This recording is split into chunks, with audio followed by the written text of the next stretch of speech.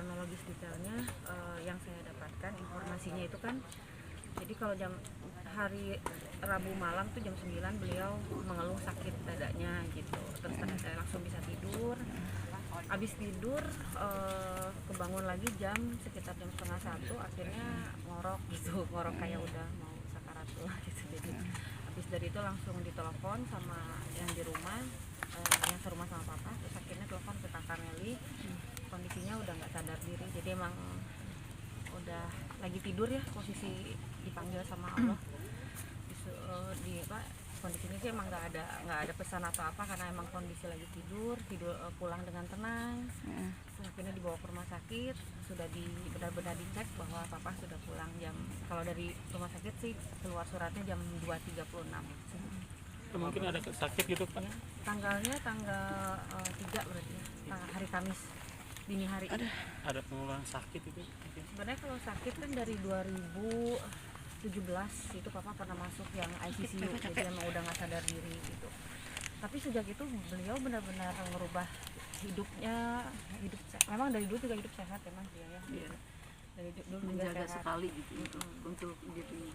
Jadi emang nggak pernah maksudnya dia nggak bukan perokok juga, hidupnya emang sehat banget. Tapi itulah yang bikin dia akhirnya bertahan dengan kondisi masuk ICU, akhirnya bisa sehat lagi gitu. Jadi emang udah ada riwayat sebelumnya gitu. Jadi pada saat papa terakhir itu Mbak Meli posisi ada di Bandung. Ada di Bandung. Jadi pas dikabarin sama kakak, kan kebetulan yang satu di Jakarta, ditelepon lah subuh-subuh jam 3 kalau nggak salah, ditelepon papa udah nggak ada, ya udah langsung ke Jakarta saat itu juga gitu. Didiagnosa sama rumah sakit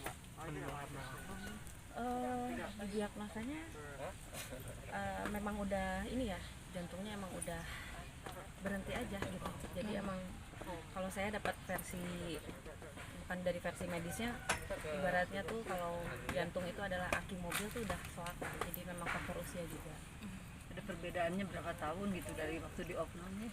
Jadi emang udah bertahan segitu aja, udah bertahan 4 tahun kalau gitu. nggak salah. Tapi setelah opnam itu emang udah sehat banget gitu. Emang udah qadarullah aja, udah takdir Allah, udah. Mbak, terakhir ketemu katanya kabarnya kumpul keluarga dan itu tanpa disengaja di tanggal berapa, Mbak?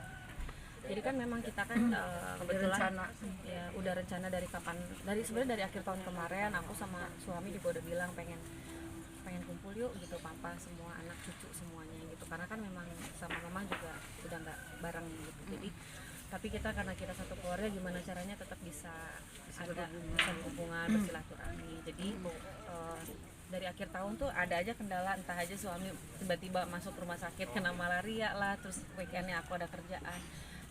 Tanggal 29 tuh kayak semua dilancarkan gitu, semua benar-benar bisa dikasih waktu buat ketemu gitu. Bahkan Happy kumpul sama anak cucu gitu, mantu kumpul semuanya. kumpul Malah dia ngajak lihat anak-anaknya renang, Iya. cucu-cucu juga.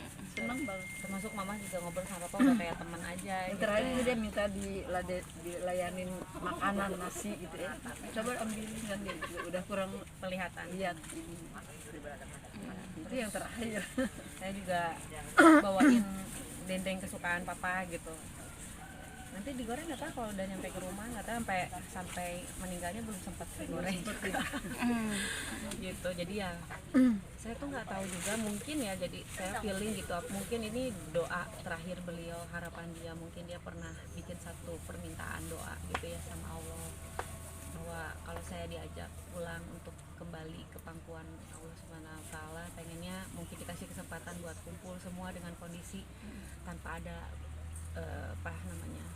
beban di hati, atau tanpa ada duka lagi berat lah gitu. Karena hari itu tuh biasanya papa tuh jam 4 sampai jam 5 tuh biasanya dia udah pengen standby di rumah, udah nggak mau kemana-mana. Tapi ini tuh sampai, karena saya juga tahu kondisi kesehatan beliau ya, saya ngajak pulang, Pak yuk pulang, Meli anterin pulang gitu. Ini udah jam setengah 9 kalau nggak salah, jadi udah cukup malam lah untuk beliau. Jadi kalau nggak diajak pulang dia juga nggak mau pulang gitu, karena dia happy banget. Kalau saya kan ya pandangannya lainnya buat kesehatan juga gitu. Jadi ya senang aja gitu, dia bisa begitu excited untuk bisa kumpul sama keluarga dan happy banget nyampe rumah. Cuman ya saya bahagia banget bisa peluk dia untuk yang terakhir kali gitu.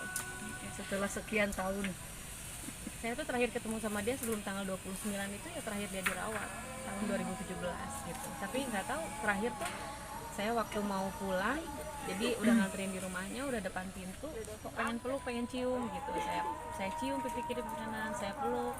Tapi karena mungkin dia ragu ya, karena ya ada beberapa hal yang bikin kita jadi merenggang waktu itu gitu ya. Jadi akhirnya saya peluk dia kayak ragu gitu. Akhirnya saya bilang, "Pak, peluk Meli yang kenceng, Pak, peluk Meli yang kenceng." Dia baru mau peluk yang kenceng. Terus saya bilang, "Pak, nanti Meli balik main lagi ke sini ya," gitu. Udah akhirnya Diusahakan Meli juga pengen tahu rumahnya, jalan-jalannya gitu ya. alhamdulillahnya saya masih dikasih kesempatan gitu bisa peluk papa gitu. Itu aja sih, saya bersyukur banget gitu. Allah maha baik mengatur segalanya gitu. Saya nggak kebayang kalau kondisi saya masih ada rasa sakit sama papa, masih benci sama papa, masih bergumul dengan rasa duka gitu. Saya bahagianya tuh nggak ninggalin dalam kondisi seperti itu gitu. Kita semua udah saling memaafkan gitu. Sebenarnya udah dari 2017 juga sudah memaafkan, cuman karena intensitas ketemunya dan jarak gitu ya, jadi memang agak sulit buat ketemu gitu.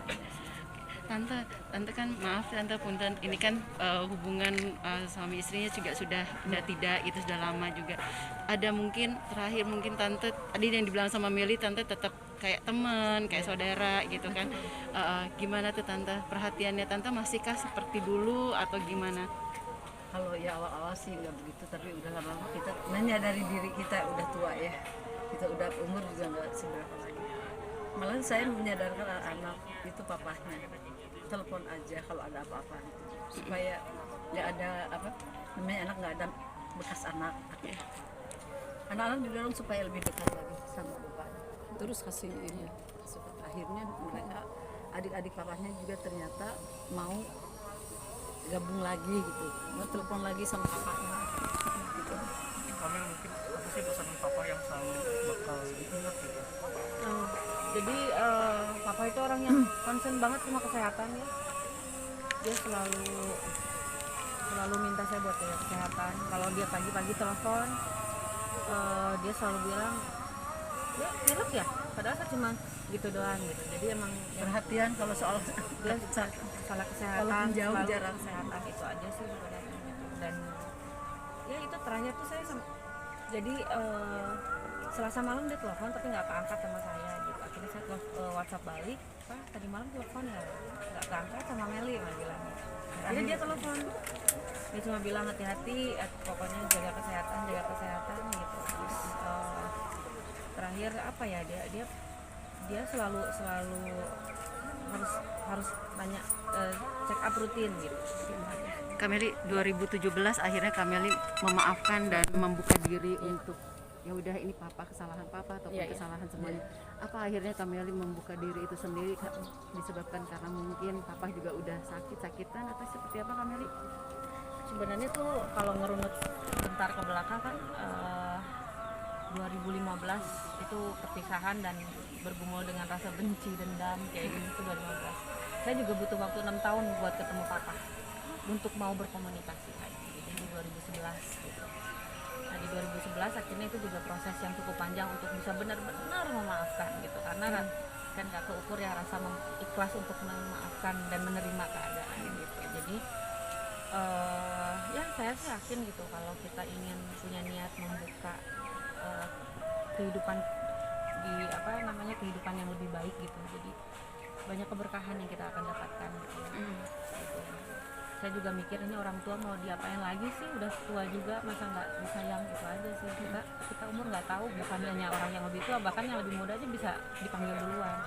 Saya nggak mau hidup dalam dendam, saya nggak mau hidup dalam kesakitan hati, saya nggak mau hidup saya diliputi sama rasa dengki gitu. Jadi emang saya tahu orang tua bukan hanya orang muda yang bikin kesalahan, orang tua pun bisa aja bikin kesalahan. Mari saling memaafkan, kita buka pintu maaf selebar-lebarnya, dan yang paling penting saya pengen tetap menyayangi dan menghormati orang tua saat dia masih ada, itu aja, apapun kondisi dia waktu itu gitu. Itu aja sih, sesimpel itu aja. Keluarga, teman-teman papa. Oh iya ya, kalau untuk kondisi sekarang sih terima kasih banyak sih supportnya teman-teman, baik via media sosial yang langsung juga nge-WhatsApp langsung ya. saya nggak nyangka aja gitu. Tadi saya sempat bilang papa banyak banget yang doain papa gitu, teman-teman Meli walaupun belum pernah ketemu papa gitu. Saya bilang alhamdulillah gitu, benar-benar apa namanya banyak yang doain papa gitu. Apapun agamanya mereka semua sama-sama ikut mendoakan ya. Alhamdulillah saya bahagia banget, doa itu sekarang paling berguna untuk papa.